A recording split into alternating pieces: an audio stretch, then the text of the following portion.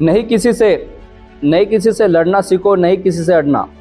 नहीं किसी से लड़ना सीखो, नहीं किसी से अड़ना। सीखो तो यारो जीवन में अच्छा पढ़ के बढ़ना। सीखो तो यारो जीवन में अच्छा पढ़ के बढ़ना। शिक्षा से ही हो सकता है जीवन का उद्धार। शिक्षा से ही हो सकता है जीवन का उद्धार। इसे नहीं समझा तो फिर रह जाओगे बेकार, रह जाओगे बेकार, रह जाओगे बेकार।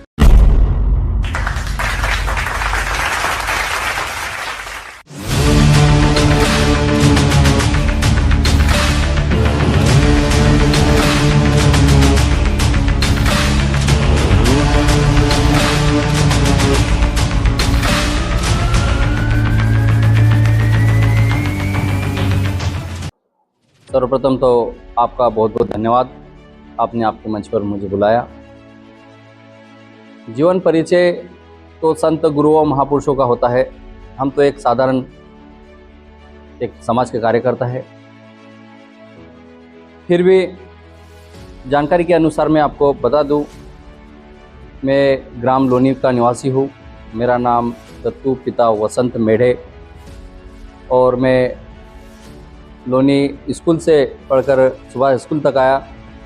वहाँ 12वीं क्लास तक पढ़ा मैंने कॉमर्स लिया था। फिर कॉमर्स के बाद में फिर एक बार मैंने आर्ट लिया। फिर उसके बाद में मैंने देखा कि उसके बाद भी कोई हलचल नहीं हो पा रही है और काम धंधे ही इतने थे, खाने के लिए मोहताज थे, ऐसा था। तो हमने दूसरा काम किया कि पेपर एजेंसियों का काम चालू कर दिया सीधा। पढ़ाई की ओर बिल्कुल भी ध्यान नहीं। पैसा आना चालू हो गया तो पढ़ाई साइड में रख दी गई और सीधा पैसे की ओर दौड़े। वही पैसों के दम पे फिर घर परिवार भी चलना चालू हो गया। उस टाइम में मैं कुछ एजेंसियां लेकर पेपर बांटने का काम करता था। उसी समय चिकनगुनिया नाम की बीमारी आई थी। उस चिकनगुनिया में आदमी के हाथ और पैर ऑटोमेटिकली जाम हो जाते थे। ऐसी परिस्थिति में हम साइकिल पर बुरहानपुर से पेपर लेके लोनी, बहादुरपुर, बिरोदा, चरवड़, अजनाड़, खानापुर करते करते सारे गांव को बांटते फिर पुनः एक बार स्कूल में आते थे।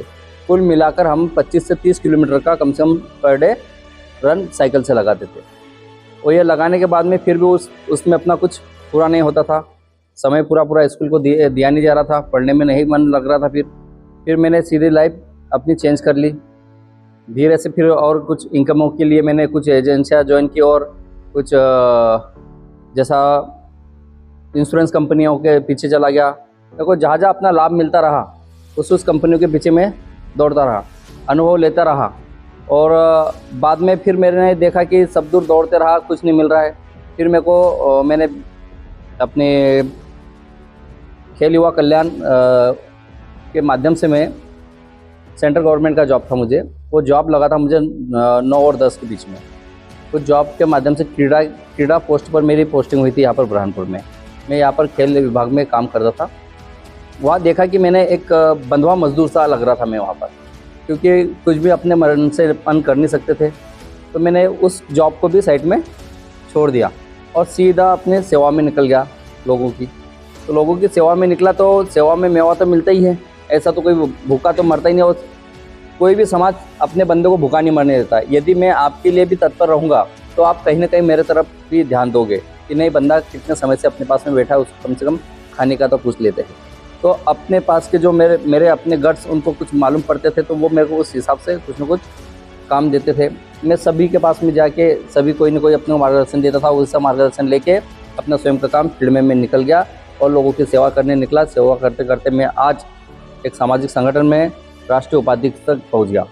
यहाँ पर पहले मैं भीम आर्मी में राष्ट्रीय उपाध्यक्ष से पहले मध्य प्रदेश प्रभारी एवं अध्यक्ष रहा मध्य प्रदेश का। फिर उसके बाद में मेरा कार्य अच्छा रहा, मैंने कई राज्यों में अच्छे से काम किया। फिर मुझे सीधा राष्ट्रीय उपाध्यक्ष बनाया गया, तो आज तक मैं राष्ट्रीय उपाध्यक्ष हूँ। बीच में मुझे महाराष्ट्र प्रभारी भी बनाया गया था। अब मैं बुरहानपुर में अपनी सेवा दे रहा हूँ फिलहाल में। और यहाँ की जो भी समस्या होती है, बस मुझे मालूम होना चाहिए, कोई भी जात का धर्म का कोई भी हो, मुझे मालूम होना चाहिए कि वो आदमी परेशान हो रहा है, तो मैं उसके लिए तत्पर हमेशा रहता हूँ। बस मुझे मालूम होना चाहिए।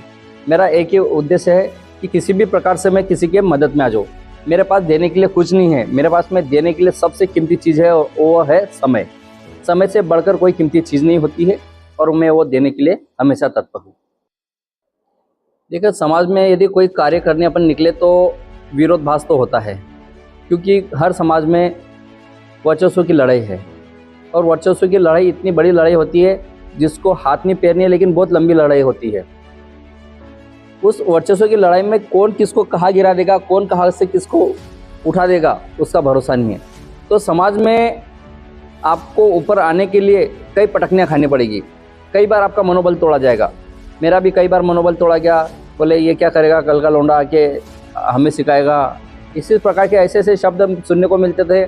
फिर ये तो कहीं ना कहीं अपना जुगाड़ करता है, इसको कोई समाज सेवा से लेना नहीं है।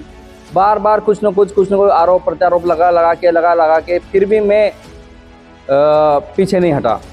मैंने कक्षा 9 की एक पोएम थी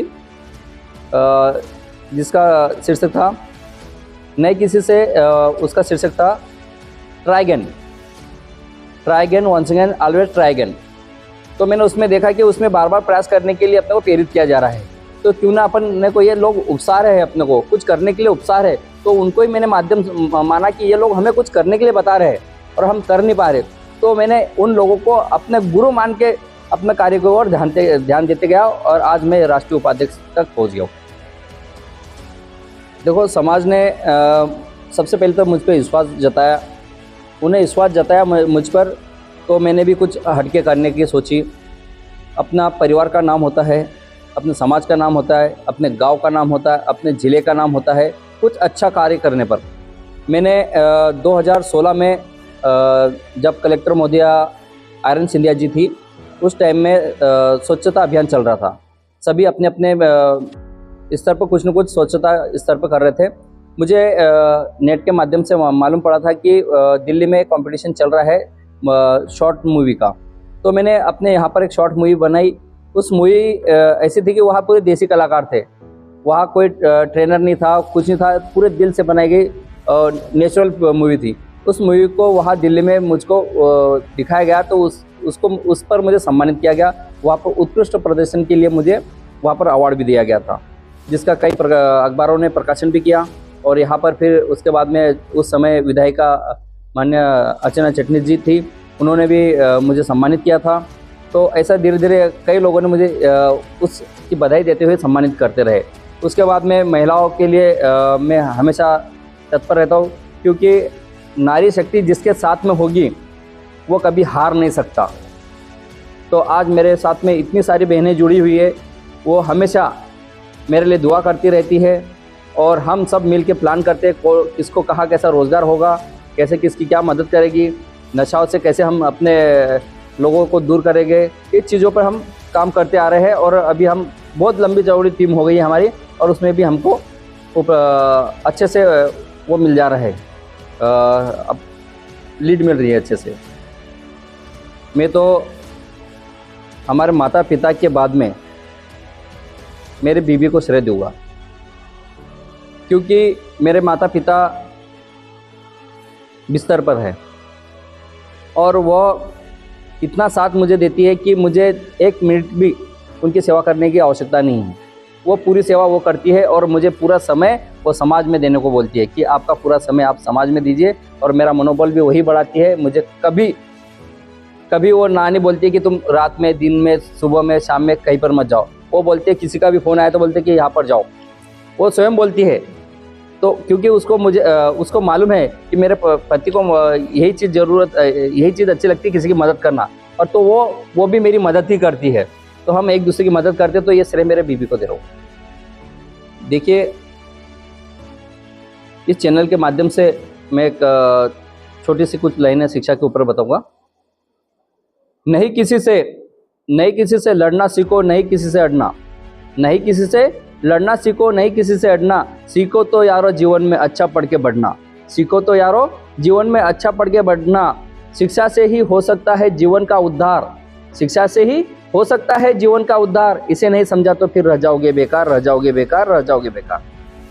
आपके मंच के माध्यम से मैं एक चीज़ और बताना चाहता हूँ कि समय बहुत कीमती है, उसका सही उपयोग होना चाहिए।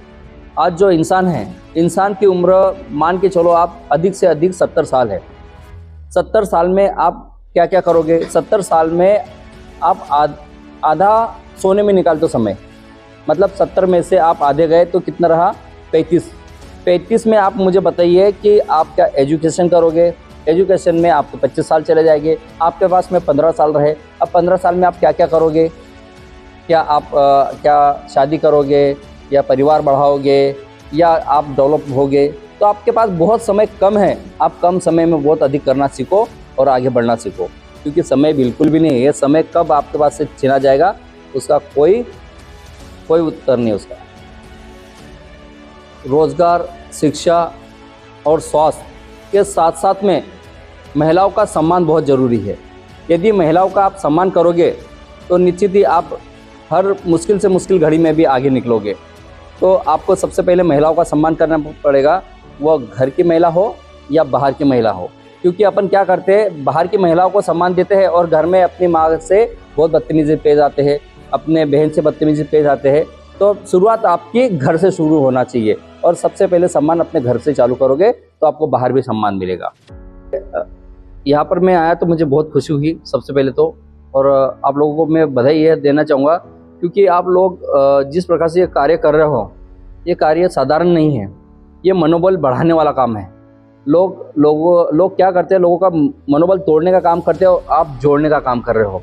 तो आज मेरे को भी आपने अपना अनुभव शेयर करने के लिए दिया और ये सब तक पहुँचेगा तो वो भी किसी न किसी प्रकार से सारी परिस्थितियों को समझकर वो भी आगे निकलने का काम करेंगे। तो आपके मंच के माध्यम से बहुत चीज़ें अच्छी हो रही है। मैं भी आपका कहीं ना कहीं देखा, मुझे भी अच्छा लगा। कई लोगों ने मेरे पास पोस्ट की ये आपकी चीज़, तो मैंने देखा, बहुत अच्छा लगता था। तो मैंने भी सोचा था कि आपके चैनल पर मुझे बुलावा आएगा तो मैं भी एक दिन जाऊँगा। तो बहुत अच्छा लगा मुझे, उसके लिए बुलाने के लिए बहुत बहुत धन्यवाद आपका, मैं आपका आभारी रहूँगा। तो ये थी मेरी लाइफ की कहानी, आपके सामने रखी है, आपको अच्छी लगेगी और आप इससे प्रेरित होगे। मुझे ऐसा लग रहा है आप प्रेरित होगे और इस चैनल के माध्यम से मैंने अपनी सारी कहानी रखी है। आप इसको लाइक करें, शेयर करें और आगे इस चैनल को बढ़ाने का काम करें। नमस्ते।